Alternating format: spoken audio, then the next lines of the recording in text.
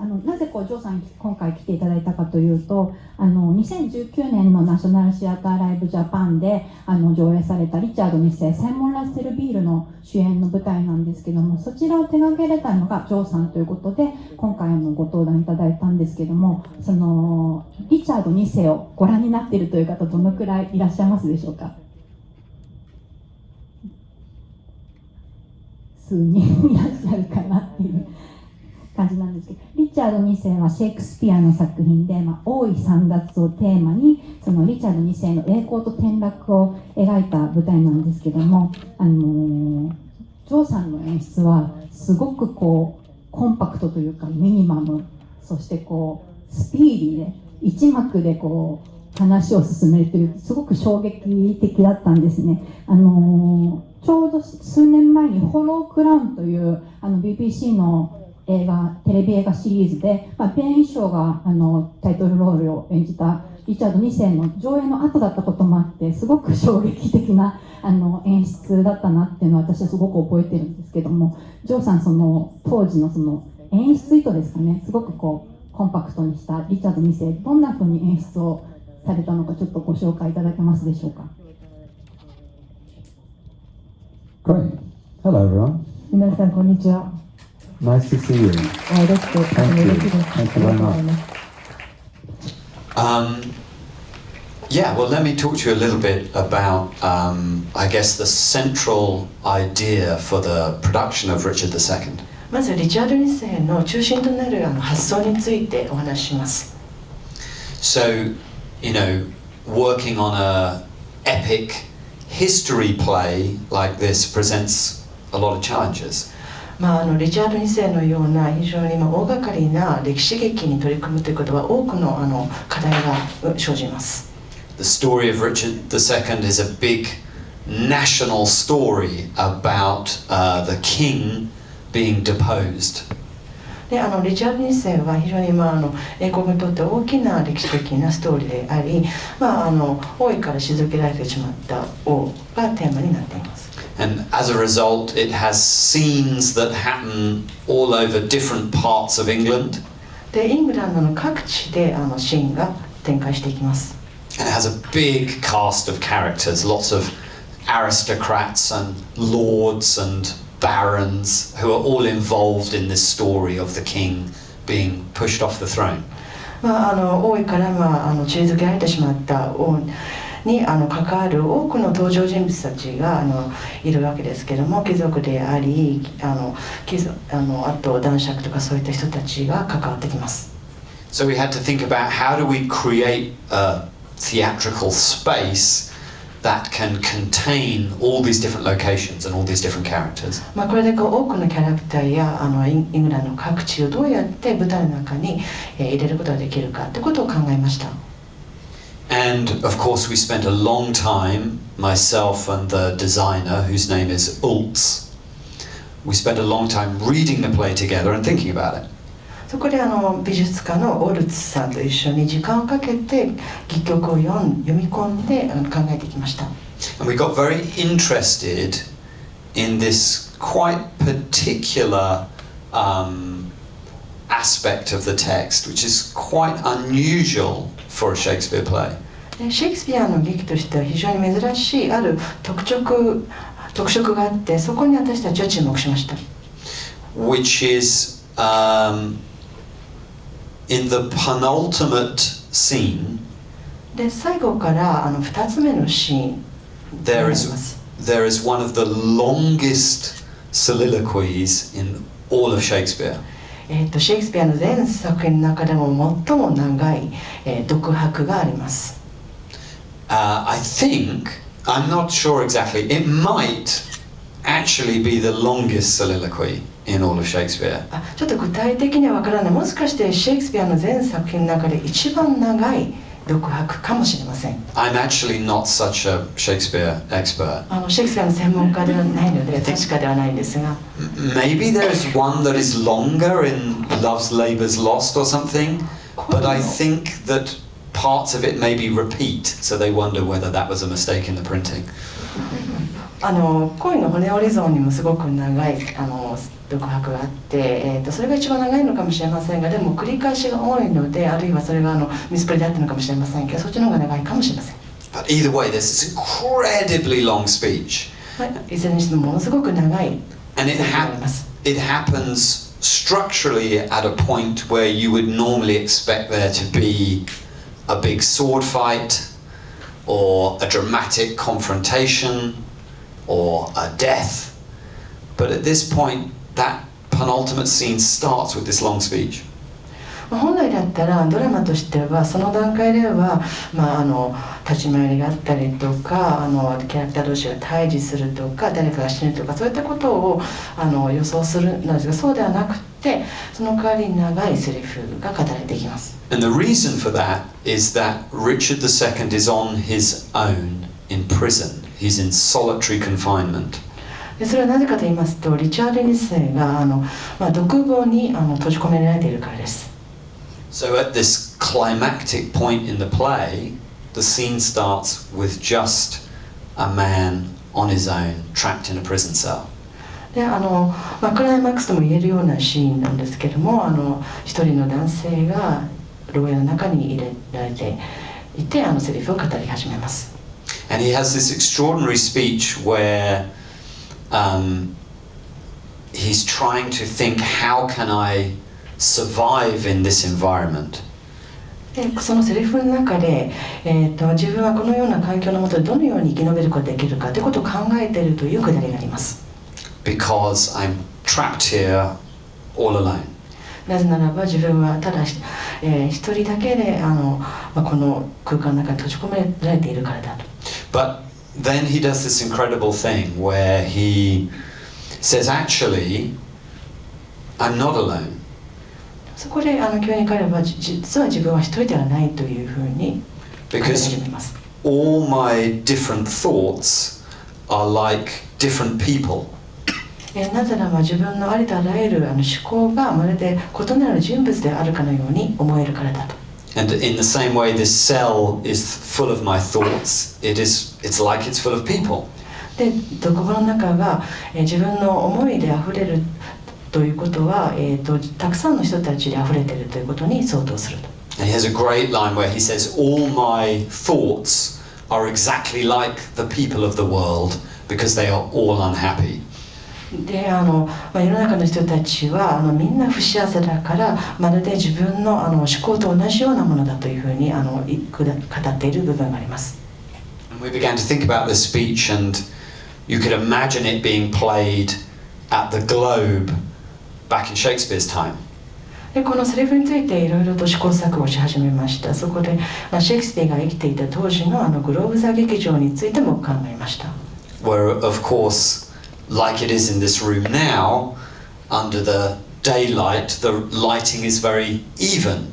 So just as I can see you now, of course, the actor on stage at the Globe would be able to see the audience.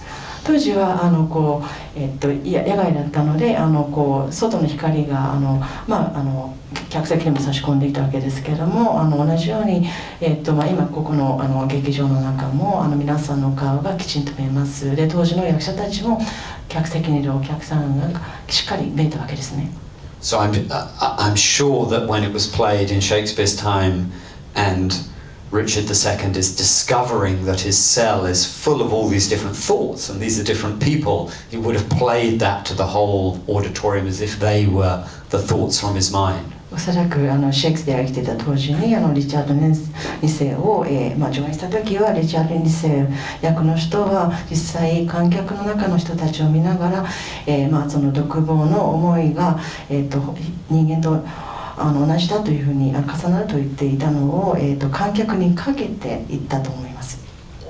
And so we thought about this incredible speech and many of the questions that it asked about the whole play.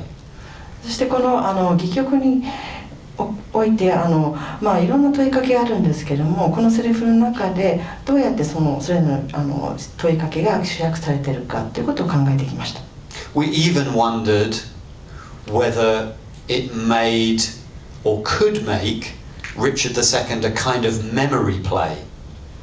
でもしかしてリチャード2世を回想という形で演出できるかもしれないというふうにも考えました。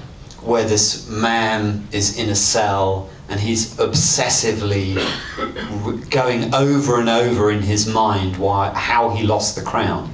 である男性が牢屋の中に閉じ込められていて、何度も何度も自分がなぜ王冠を失ったのかということを問いかけていると。And seeing in the cell all the people that he had battled with or been betrayed by. で自分が戦った相手や裏切った相手がこの録音の中にたくさん溢れていると。And so that gave us the idea, why don't we make the set design the prison cell? これ私たちはセットを牢獄にしようという発想にたどり着きました。So the set design was a box with no doors and no windows. でセットは、箱型で一切窓や、出入り口はなかったんです。And we took the first part of that speech and we played it twice in the show. でその長ゼリ独白の最初の部分を、ですね、2回ほど繰り返し語ってもらいました。We played it in the usual part at the end, but we also played it in the beginning. 通常は終わりの方の独白なんですけども、最初の部分でも同じセリフを語ってもらいました。So it started with Simon Russell Beale, the actor playing Richard II, talking about the way that this cell was populated by all his different thoughts. でリチャード2世役のサイモン・ラッセル・ビールがまず最初に、この牢獄がさまざまな、思考で、満ち溢れているということを語り始めます。And as he did so, the other actors stepped forward into the room and you began to understand, oh, maybe this whole play, maybe, is happening in his mind or his memory. でその中に他の俳優たちが部屋の中に入ってきます。そこで見ている側はもしかして、この人たちが彼が語っていた思考なのか、そして人々なのかもしれないというふうに連想していきます。But it became a great way for us to really simplify the action of the play. しかし、このような取り組みによって非常にこの芝居の中の、行動というものをシンプルにすることができました。Because it meant that the actors, because there were no doors, they couldn't go on and off stage. ドアがないので途退場ができないという制約があり、They couldn't change costume. 衣装を変えることもできませんでした。I mean, in Shakespeare history plays, there's often so many different lords and earls and barons that come on and off stage the whole time. 特にシェイクスピアの歴史劇だとしょっちゅういろんな、位の貴族の人たちが途退場しています。You know, there'll be lines like they say, I see the Lord of Canterbury is coming. カンタベル卿がやってくるのが見えたとか、そんなセリフがあ Or ったりします。 the Duke of Warwick. ワリック公がやってきたとか。It's often just an endless stream of lords and barons that you have to try to remember who is who. 公爵と男爵がたくさん名前が出てくるので誰が誰だかなかなか覚えきれないということがありますが、 And actually we were able to get rid of a lot of that. でもそういったものは全部こういった取り組みによってなくすことができました。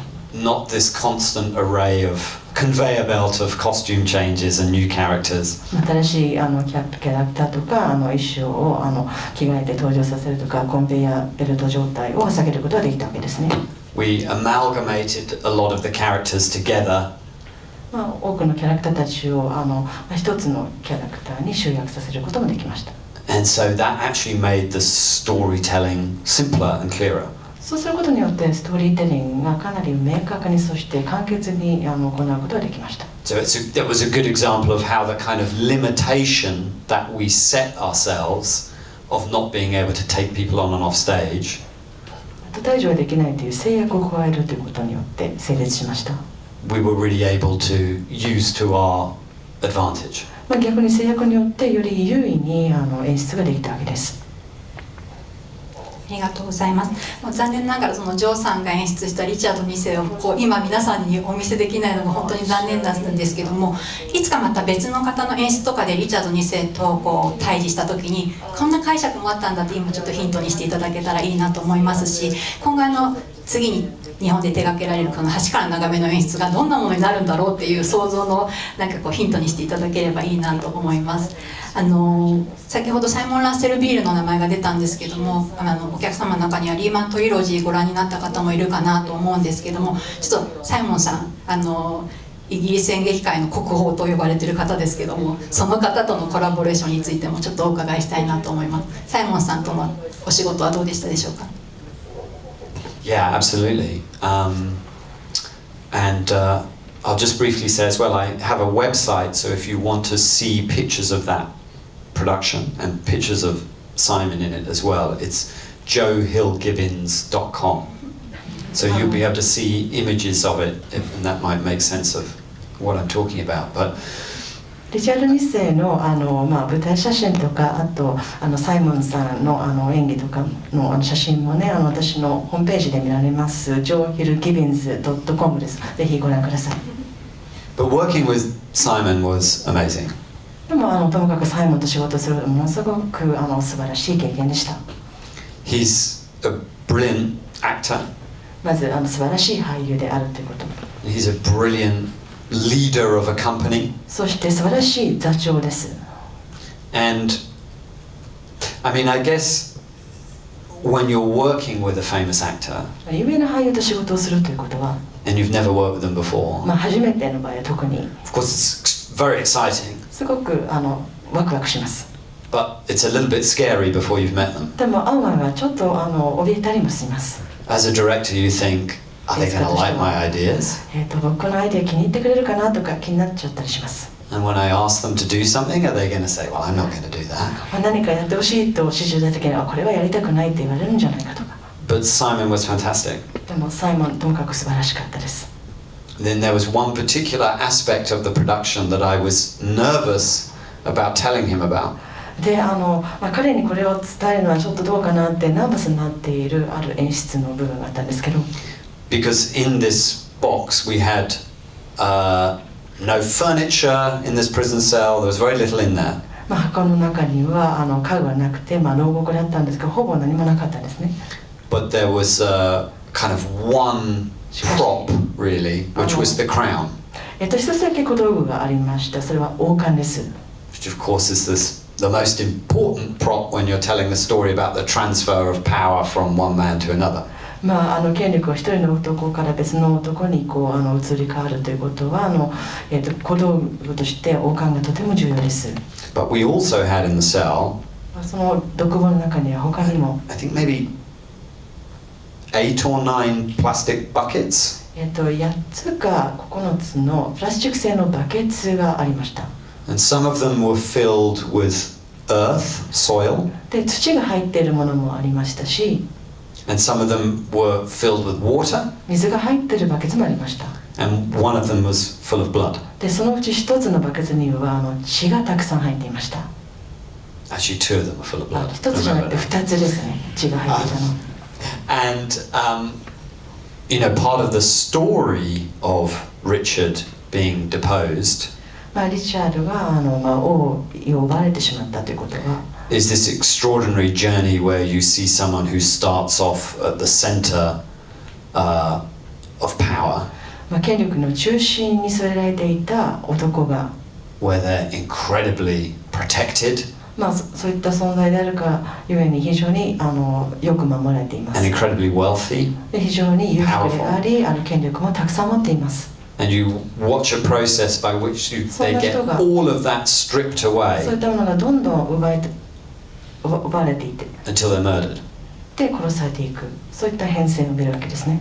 Working on these plays, こういった戯曲に取り組むということは I would think about the story of Saddam Hussein 例えば、サダム・フセインとかを彷彿させるんですけど or Colonel Gaddafi in Libya リビアのカダフィ大佐とか with these very vivid 非常に contemporary examples where one minute someone is surrounded by an armed guard in a very opulent palace. 鮮明な例だと思うんですけれども、非常にたくさんの護衛たちに囲まれていて、豪華な宮殿に住んでいて、 And the next moment they're being pulled out of a hole in the ground. でもその直後に引きずり下ろされてしまって、地面の上に埋めてしまうと。One of the ways we wanted to dramatize this story このストーリーをどうやってドラマとして成立させるか。is that we wanted to kind of torture Richard a bit on stage. 少しだけリチャードを舞台上で拷問にかけるということを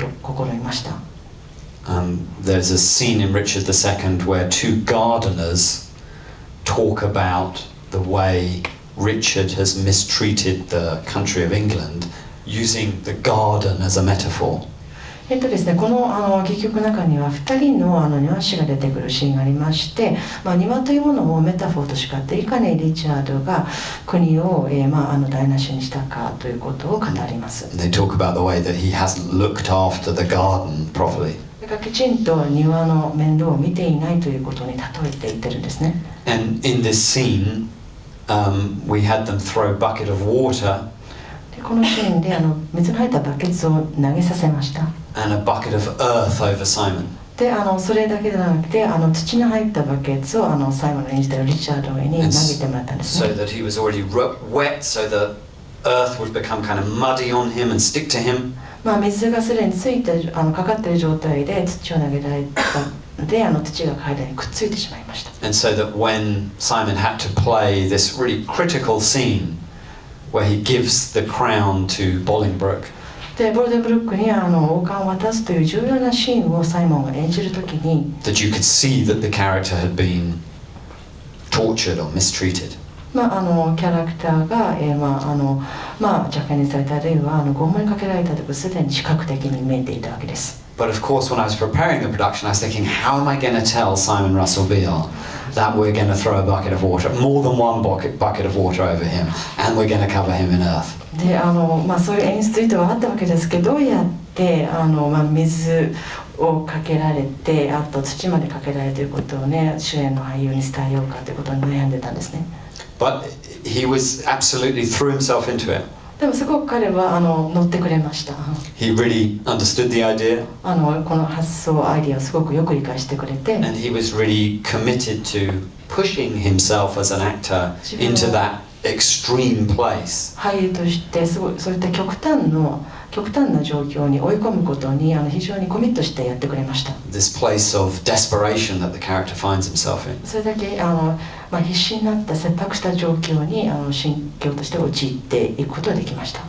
And so there was no sense of him being too grand to be covered in earth and water. He absolutely embraced it with both hands. だから自分が夢の俳優だからといって水浸しになりたくないとかそういったエゴは一切なくてそういった演出に非常に乗ってくれたわけですね。 Although something did go wrong in one of the preview performances. ただプレビュー期間の公演の一つでうまくいかなかったことがあって、 So the second bucket of blood で水が入ってる2つ目のバケツ we threw on Richard when he got killed at the end. は本来はリチャードが最後に殺された時に投げるというものだったんですけど、 But before that we had another kind of torture scene that's almost a bit like waterboarding.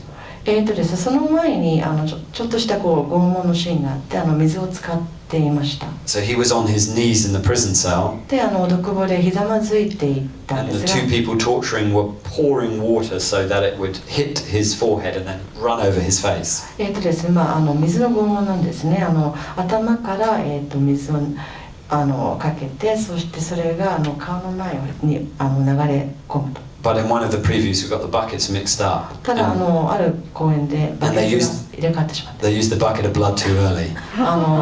本来最後に使う血のバケツをそこで使ってしま And ったん so ですね。 for the last 2-3 scenes of the play before he died, he was covered in blood. 彼が死ぬ前のそのシーンの2つか3つですでに血だらけになっていまし And た。 like sometimes it's the case when things go wrong on stage, people think it's deliberate, right? They don't realize. 見ている人たちはね、それは意図的であったというように思い込んでしまうことありますよね。And so some people after that performance were saying to me, "Wow, that was really extreme. すごい極端な演出だったなって That was really hardcore. 言ってくる人もいま Oh, you just covered him in blood with 20 minutes still to go." す。すごく冷酷ですよ。あと20分ぐらい芝居残ってるのを血だらけの状態になるなんてすごいね。Thankfully, that only happened once. でもありがたいことにそういった失敗はただ1回しかなかったので。ありがとうございます。じゃあちょっとここからはこの橋からの眺めのお話をしたいと思うんですけども、もう一人ゲストをお迎えしたいと思います。翻訳家の広田敦郎さんです。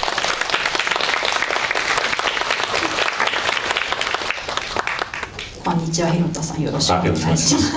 広田さんはセールスマンのシアルツボも翻訳されていて、今回橋からの眺めですけども、広田さんが考えるやっぱりアーサー・ミラーといったら現代アメリカ演劇の大家と言われてますけども、アーサー・ミラーの魅力、そしてこの橋からの眺め、訳されてみての感想をちょっとお聞かせください。僕も全部アーサー・ミラーのものをしっかり訳したことがあるわけでもないので、全部しっかり知ってるわけなんですけれども、その普通の人でも普通の人を主人公にしてもやっぱりこうギリシャ悲劇のようなしっかりした骨太の物語が書けるんだっていうことをやっぱりこう示した人だと思うんですよね。でやっぱりこうみんな我が子とかセールスマンのシーンとかベルツボという作品を書いてきて、でそういう、普通の人の悲劇というものをものすごくもっとさらにも洗練された形で凝縮した形で表現した戯曲っていうのがやっぱり橋からの眺めかなと思って、すごくシンプルですごく力強いなんかすごく一直線な悲劇っていうのがすごく訳していて楽しかったというか、僕実は若い時にも実は自分が翻訳してないんですけれども裏方で橋からの眺めのプロダクションについていたことがあったので、その印象とかもずっと残しつつ、でもジョーさんの方はやっぱりもっとイノベーティブな演出をされるんじゃないかなと思って、そのことを楽しみにしながら訳しました。ありがとうございます。ジョーさん実はまだ一昨日来たばっかりで、これからお稽古に入るっていう段階なので、ちょっと今創作現場についてはちょっとまだお聞きできないんですけども、ジョーさんのバックグラウンドとしてましてマンチェスター大学で演劇を学ばれて、その後ロイヤルコート劇場というロンドンの劇場で文芸部に所属しながらアシスタントディレクターとして働きながら、その文芸部で脚本をたくさん送られてくる脚本を読むというお仕事もされていた方です。すごく多分戯曲を読む力のある演出家さんだなと思うんですけども、そんなジョーさんがじゃあ橋からの眺めをどう読んだか、どう魅力を感じたかというところを聞きたいと思います。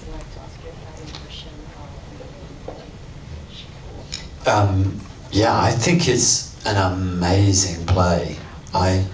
Sorry. ものすごく素晴らしい戯曲だと思います。I think it's Arthur Miller's best play, I would say. アーサー・ミラーが入った戯曲の中で最高傑作だと思います。In my opinion. これは私なりの見解なんですけど。And I think one of the very interesting things about it is the way that it presents this complication or confusion between two different zones in life. 人生における2つの区域が交わることによって生じた、複雑な状況あるいは混乱というものを描いているのが一つのテーマだと思います。Which is the zone of the family. その一つの区域ゾーンは何かというと、それは家族ですね。And the relationship between a parent and a child. あと親と子の関係。And the zone of romance and sex. でもう一つのゾーン区域はロマンスとあとセックス。Because at the center of the story is a relationship between an older man and his surrogate daughter. そしてこの戯曲の中心に据えてあるのが、ある程度年いった男性と、あと彼が養っている娘。They are not actually blood relatives. 要するに血でつながっている関係ではないんですけど。Catherine is Eddie's niece. その娘はキャサリンという名で、エディの姪に相当します。But Catherine is the daughter でもキャサリンは of his wife's sister. エディの妻の姉の娘です。So even though Eddie has brought up Catherine like a daughter, they aren't actually blood relatives. 娘同様に娘のように育てていたんですけれども、実際血でつながっていません。And when the story of the play is when this family decides to take in two illegal immigrants, two men who are coming illegally into the country. で2人の、ですね、不法移民がAnd they invite them to stay in their tiny little apartment. 彼らが住んでいる小さなアパートに同居することで、そこからストーリーが始まります。It begins to expose the fact that perhaps Eddie's feelings about Catherine have got a little confused or complicated. でエディがキャサリンに対して抱いている思いというのは少し複雑なんじゃないかということがどんどんはっきりしてきます。And that these two zones, the zone of the family and the zone of adult sexuality, have begun to become overlapped or confused. 家族という関係と、あと大人同士の性的な思いというものが混乱したり重なっているということが露出されました。It's a very interesting and complicated territory to explore.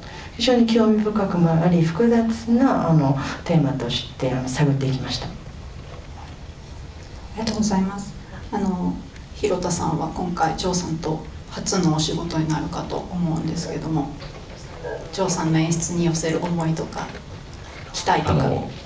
僕が喋ってもあれなので、ぜひ質問したいのは、ジョーさんと仕事するのとても楽しみにしてたんです。ナショナルシアターライブでもいくつかそういう作品あると思うんですが、割とその作家のビジョンだけを忠実に体現するという芝居ではなくて、なんかもっと演劇的に工夫を凝らしたような、特にヨーロッパの大陸の演劇から影響を受けたようなその作品、結構たくさん今出てきてると思うんですけども、ジョーさんも実際にはドイツなんかでも仕事をされていると聞いたので、やっぱりそういうインターナショナルな活躍をしている人との作業っていうのをすごい楽しみにしてるんですけども、実際にドイツで演出をされたり、あるいは皆さんがイギリスのでもなんかドイツ演劇だったりヨーロッパの演劇から受けた影響みたいなのがあると思うんですが、そういうことでジョーさんが実際には何かそういう作業から学んだようなことっていうのはありますか？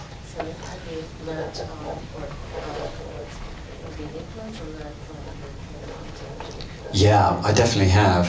Yeah, I've spent quite a formative period of my life, I guess in my late 20s and early 30s, traveling on EasyJet to Berlin and to Hamburg and to Amsterdam, and really experiencing that different theatre culture.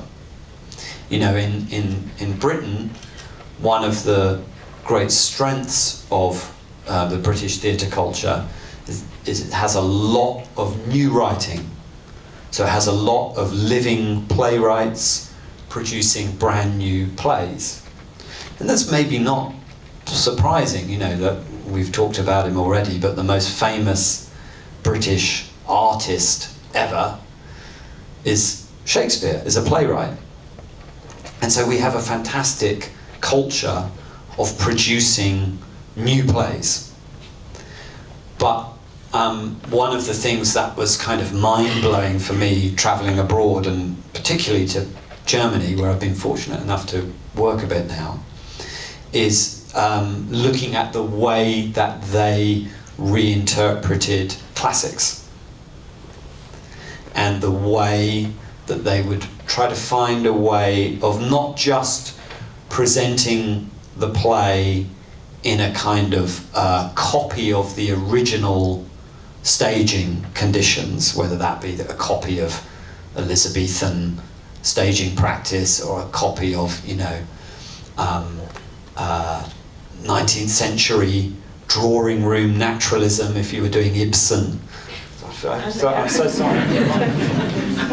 I've got to get used to this. I suddenly realised I haven't given you a chance to translate anything. はい、通訳止まるのをつい忘れてしまいました。慣れるしかないですね。ちょっとここで一旦中断しますね。自分が多感な頃、20代後半から30代前半にかけて格安航空券の EC ジェットを使ってしょっちゅうドイツのベルリンとかハンブルクとかあとオランダのアムステルダムに行ってまして、そこでたくさん劇を見ました。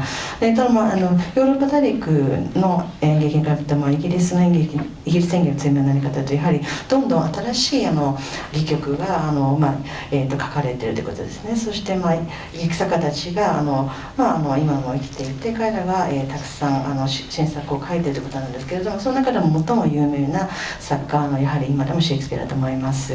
でとにかくたくさんの新しい戯曲が生まれるという文化であるということがイギリスの強み特徴ではあるんですけれども、でドイツに行った時にすごく圧倒されたのは古典をどんどん新しい解釈で上演していくということなんですね。ただその当時の時代に合わせた解釈ではないんですね。エリザベス王朝時代の戯曲だとその当時のエリザベス王朝時代のセットとか使うわけではなくて、19世紀だったら19世紀という同じ時代に合わせて演出しないということが特徴です。Well done, thank you. ありがとう。Yeah, and I was very influenced by the way that productions in Germany, and also some productions in the UK as well, find a way of making an old play a piece of contemporary theatre. ドイツのみならずイギリスにもそういった作品があるんですけども、古い戯曲を新しい演劇として上演する演出するということです。そういったことに影響されました。And that they think about the way, both in terms of the setting and the costume, で舞台設定とあと衣装、but also in terms of the fundamental theatrical form of the piece. それ以外に、その作品の、土台となる形形式についてもそうですが、 Think about how an old story can be reimagined so it can speak to a contemporary audience. で古いストーリーを現代の観客に語りかけるためにどのように解釈して新たな発想で上演するかということを考えていきます。Which, would be a case in point with a view from the bridge. で橋からの眺めの場合は、 Although that is a story about illegal immigrants coming from Italy to America in the 1950s. 1950年代にイタリアからアメリカにやってきた不法移民の話ではあるんですが、 You only have to think about the issues to do with, for example, illegal immigration across the Mexican-US border. 今で言うとメキシコとアメリカの間の、国境を不法に越えてくる Or 移民たち、 across the English Channel from France to the UK. ですね、フランスからイギリスに英語海峡を通り越してやってくる人たちもいます。Or thousands of borders everywhere all over the world. 世界中には幾千もの国境が存在しますが、 You only have to think about them to really understand that this is a contemporary story about now as much as it is about any time. ということは時代を超えて今でも通じるようなその国境を超える不法移民の話として成立するということが考えられます。Or that it could be, anyway. それともそういうふうに想像しうるということになります。ありがとうございます。ちょっともう本当数分しか残ってないんですけど、実はジョーさんベネディクト・カンバーバッチと同級生ということで、これから皆さんフランケンシュタインご覧になると思うんですけども、ジョーさん生でご覧になっているということで1分ぐらいですいません、見どころを皆さんにお願いします。すいません。フランケンシュタインのこれからご覧になる見どころを本当クイックでお願いします。Yeah. Sure. Well, I think you're going to see the version where Benedict plays the monster, right? 皆さんこれからご覧になるフランケンシュタインはベネディクトがモンスター役をやっているものだと思います。And when I was in London, when I saw this production, that was the way round that I saw it. 見たんで、その時もベネディクトがモンスターをやっていました。Which I think is great because I think my sense of it then was that this production makes the monster the emotional heart of the production. この演出ですとモンスター役がその作品の中の、感情の中心に据えられています。And they really explore the way that the monster as a kind of childlike creation まるでモンスターが子供のように新たに作られた存在として扱われていて is mistreated by his kind of parental figure, by the Dr. Frankenstein who makes him. しかし彼を想像したフランケンシュタイン博士が彼を、邪険にすると、虐待していくわけですね。So it's exciting. I mean, they're both brilliant actors, let's be honest. そういった意味でエキサイティングな作品なんですけれども両方の俳優、とても素晴らしいと思います。But when I went to see it as a friend of Benedict's, I was really happy to see him play the monster. でも友達としてベネディクトが出てるのを見た時に彼がモンスター役をやってるのを見てとても嬉しく思いました。Because it feels that that character is the real beating heart of this production. その作品の中心となる、鼓動のような存在がモンスターだというふうに考えているからです。But I hope you enjoy watching it. でもぜひ楽しんでご覧になってください。ありがとうございます。はい、もうこの後フランケンシュタインぜひぜひ楽しんでください。そして9月2日からですね、パルコ劇場でジョーさん演出の橋からの眺め見られますので、ぜひご興味ある方ぜひ劇場にお運びください。今日はお忙しいところお時間私たちにいただきまして本当にありがとうございます。ぜひ楽しんでください。ありがとうございます。